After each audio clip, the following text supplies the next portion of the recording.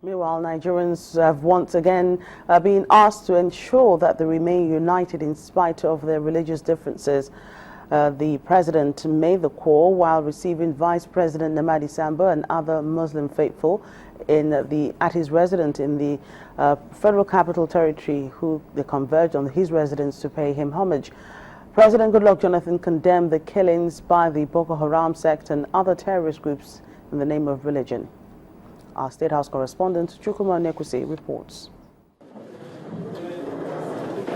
Attention shifted to President Goodluck Jonathan's living room, where Vice President Namadi Sambo led residents of the Federal Capital Territory to pay Salah homage to the country's #1. The occasion offered opportunity for exchange of pleasantries between the President, the Vice President and other government officials, including some former and serving ministers and special aides to the President.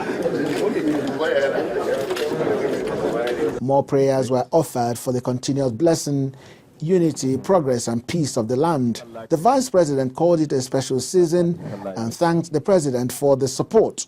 Barakat Sallah, Your Excellency.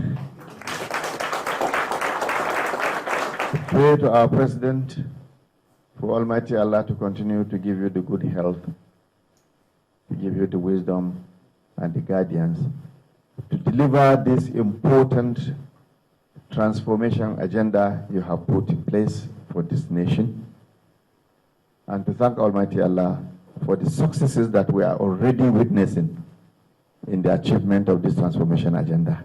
The Vice President, Minister of State for the Federal Capital Territory were joined by other dignitaries for the presentation of the special Salah card.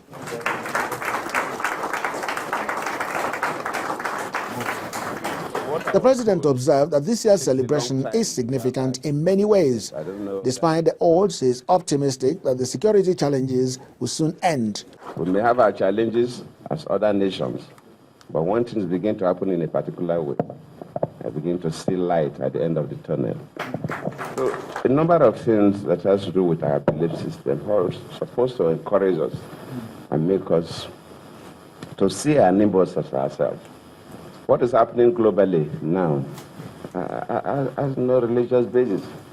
Only yesterday, a British aid worker was slaughtered by ISIS. It's not Islamic.